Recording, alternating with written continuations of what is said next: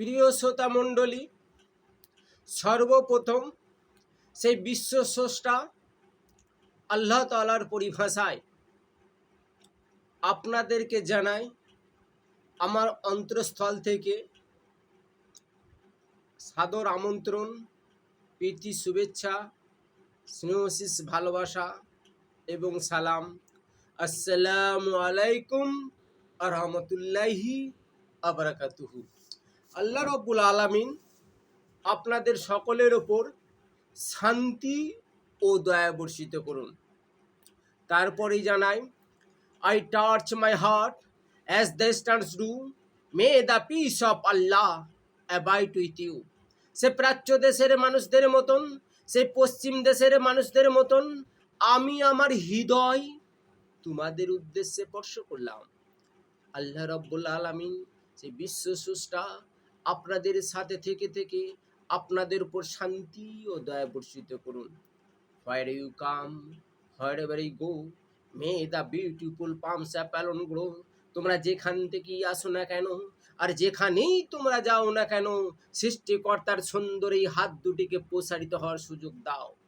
Today is the labor and night of rest. May the love of Allah make you blessed. দিনের পরিশ্রম, রাতের বিশ্রামের মধ্য দিয়ে আল্লাহ রব্বুল আলামিনের ভালোবাসা, সেই বিশ্ব স্রষ্টার ভালোবাসা আপনাদের সকলের উপর বর্ষিত হইতে থাকুক। I touch my heart as the stars do. May the peace of Allah abide with you. সে প্রাচ্য দেশের মানুষদের মতন, সেই পশ্চিম দেশের মানুষদের মতন আমি আমার হৃদয় তোমাদের উদ্দেশ্যে স্পর্শ করলাম। বিশ্ব স্রষ্টা আপনাদের সাথে থেকে আপনাদের উপর শান্তি ও দয়া বর্ষিত করুন। 2007 সালে আমি আপনাদের হাতে তুলে দিয়েছিলাম বিশ্ব স্রষ্টা পবিত্র আল কুরআনের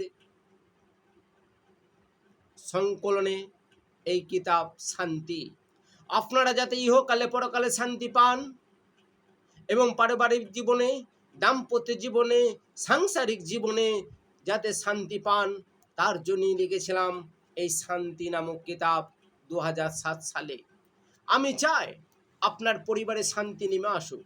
সেই জন্যই তো বিশ্ব স্রষ্টা আল্লাহ রব্বুল আলামিন সমগ্র মানব জাতির পথ প্রদর্শক স্বরূপ এই পবিত্র আল কুরআন অবতীর্ণ করেছেন।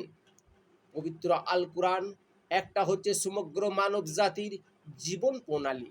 কিভাবে চললে, কেমনভাবে চললে একটা মানুষ তার দাম্পত্য জীবন থেকে, সামাজিক জীবন থেকে, রাষ্ট্রীয় জীবন থেকে সুখ সমৃদ্ধি থাকতে পারে, তাহারই প্রেরণামূলক এই বই। এবং একটা হচ্ছে আদালত। সমগ্র মানব জাতির সব সমস্যার সমাধান রয়েছে এই পবিত্র আল কুরআনের মধ্যে। সমগ্র মানব জাতি যে প্রশ্নে উদ্রিক হোক না মন থেকে, কেন আল্লাহ রব্বুল আলামিন অন্তর্যামী, সমগ্র মানব জাতির সব সমস্যা, সব প্রশ্নের উত্তরই আছে এই কোরআনের মধ্যে। সেই জন্য আমি ইনশাল্লাহ সামনে কিছুদিনের মধ্যে আপনাদের সামনে যাব। আপনারা যে বিষয়ে প্রশ্ন করবেন ইনশাল্লাহ কুরআন থেকে আল্লাহর পরিভাষা আপনাদের সব প্রশ্নের উত্তর দেওয়া হবে। আল্লাহ রব্বুল আলামিন পাক কালামের মধ্যে বলেছে, আলাইসাল্লাহু বিহাকামিল হাকিমিন, আমি কি বিচারকদের মধ্যে শ্রেষ্ঠ বিচারক নয়? আমি কি সমগ্র মানব জাতির সুষ্ঠু বিচার করতে পারি না? সেই জন্য সুষ্ঠু বিচারে সমস্ত কিছু বিচার প্রণালী, সমস্ত কিছুর সমাধান প্রণালী এই পবিত্র আল কুরআনের মধ্যে তিনি অবতীর্ণ করেছেন। তাই পবিত্র আল কুরআনকে সমগ্র মানব জাতিকে পড়ার জন্য আমি জানাই সাদর আমন্ত্রণ। প্রিয় শ্রোতা মণ্ডলী, আজকে একটা বিশেষ গুরুত্বপূর্ণ বিষয় নিয়ে আলোচনা করা হবে, যে আজকে মানুষের শরীরে বিভিন্ন জায়গায় টিউমার দেখতে পাওয়া যাচ্ছে। বিভিন্ন জায়গায় টিউমার, বিভিন্ন জায়গায় গালে, পিঠে, মাথায়, ঘাড়ে থেকে বিভিন্ন শরীরে অর্গানে টিউমার দেখা দিচ্ছে। সিস্ট টিউমার, এই টিউমারগুলো ম্যাক্সিমাম আছে যেগুলো ডার্মাটয়েড সিস্ট বা সিবেনিয়াম সিস্ট বা লিপোমা। এই সিস্ট টিউমারগুলো যেগুলো বাহ্যিক দেখা যায়, বাইরে থেকে দেখতে পাওয়া যায়, এগুলো ম্যাক্সিমাম ওষুধের দ্বারাই ভালো হয়ে যায়, অপারেশনের প্রয়োজন হয়ও না।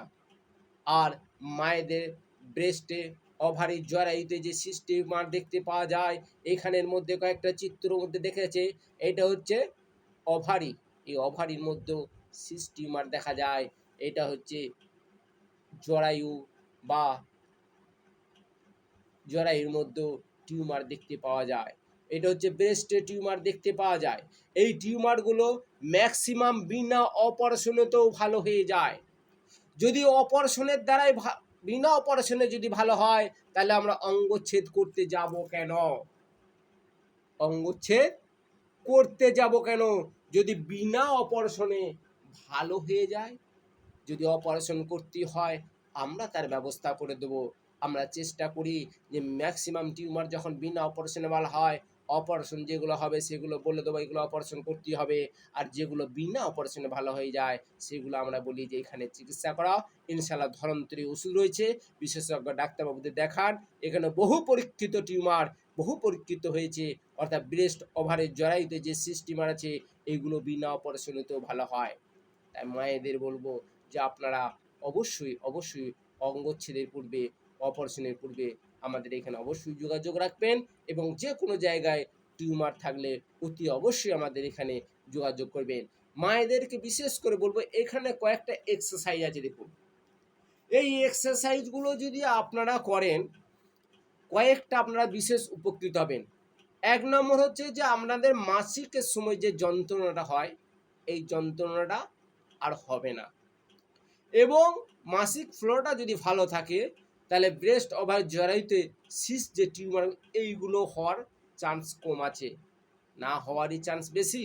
অর্থাৎ আপনাদের রোগ যাতে না হয়, শরীরে টিউমার যাতে না দেখা দেয়, সেইগুলো এই এক্সারসাইজগুলো অতি অবশ্যই সকাল আর সন্ধে জারি রাখবেন। এই এক্সারসাইজগুলো একটু লক্ষ্য করুন ভালো করে।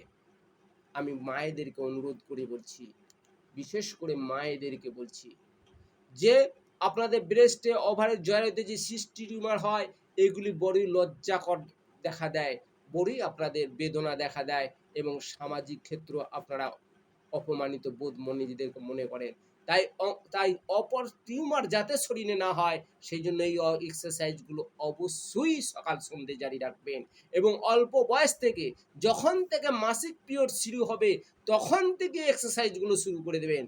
দেখবেন আপনার কোমরের যন্ত্রণা, মাসিক পিরিয়ডে কোমরের যন্ত্রণা অতি অবশ্যই কমে যাবে। তাই সকাল সন্ধ্যে এক্সারসাইজগুলো অবশ্যই জারি রাখবেন। আমাদের এখানে টিউমার ছাড়া বহু রোগেরই চিকিৎসা হয়, তাই আমরা বলবো যে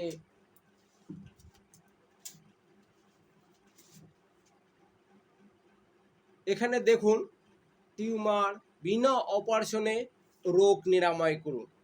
এখানে লেখা আছে টিউমার, অর্শ, কিডনি স্টোন।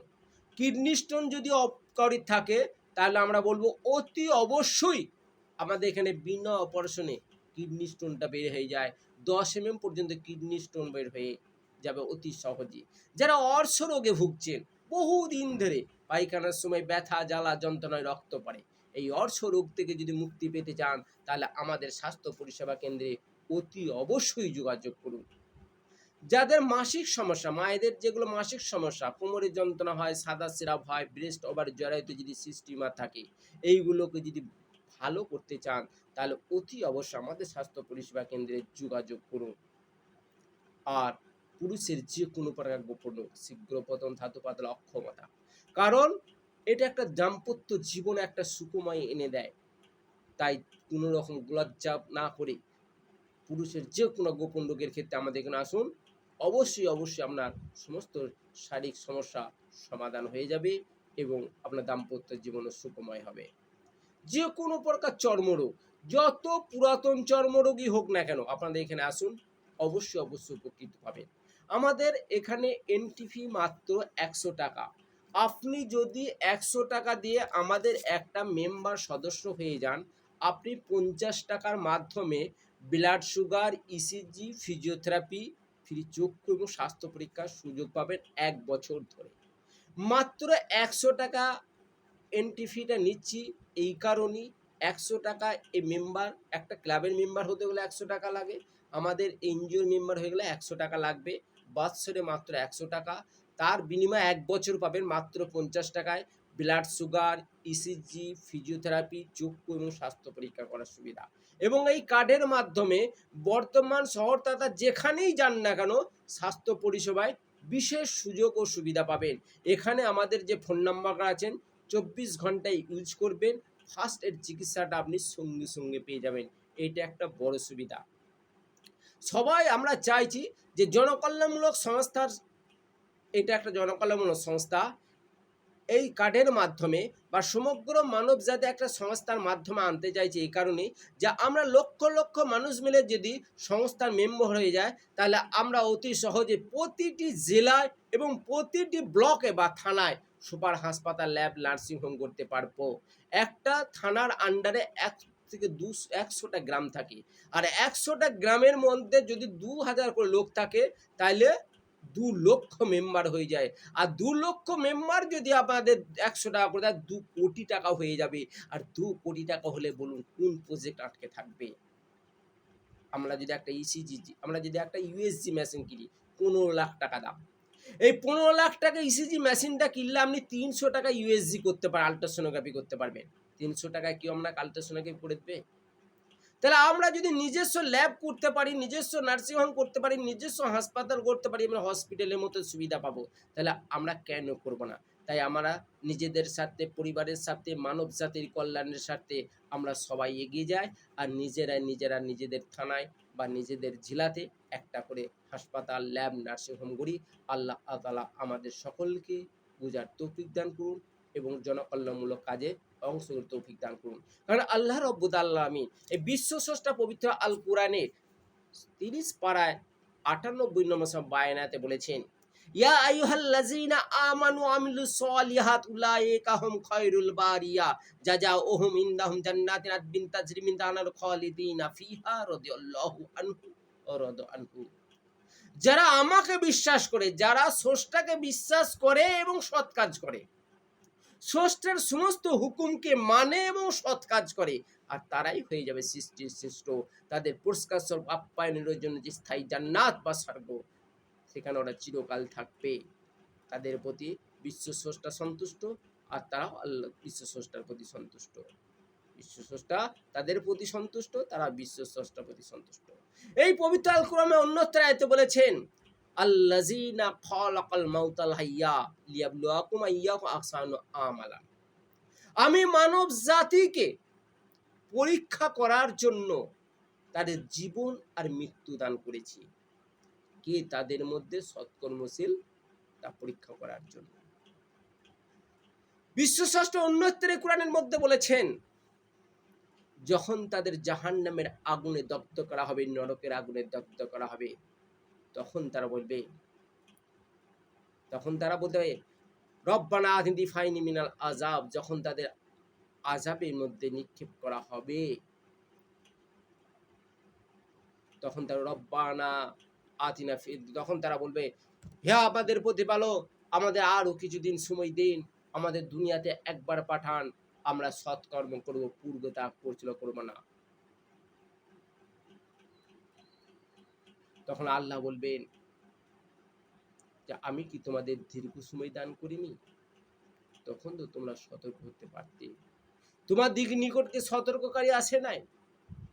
তোমরা তো তখন সতর্ক হতে পারতে, তখন তো তোমরা সৎ কাজ করতে পারতে। আজ কুরবান ভাই বলছে, তোমরা আজকে কুরবান ভাইয়ের কথা শুনছো না। সেদিন তো বলে রব্বানা আতিনি ফাইনি মিনাল আযাব, আল্লাহ আমাদের রক্ষা করুন। তখন সেই কুরবান ভাইয়ের কথা মনে পড়বে। তাই আমরা জীবন থাকতে থাকতে আমরা সৎ কাজে অংশগ্রহণ করুন। আল্লাহ তাআলা আমাদের সকলকে সৎ কাজে অংশ করার তৌফিক দান করুন। আসসালামু আলাইকুম ওয়া রাহমাতুল্লাহি ওয়া বারাকাতুহু। আল্লাহ তাআলা আপনাদের সকলের উপর শান্তি ও দয়া বর্ষিত করুন। আমিন আমিন সুম্মা আমিন।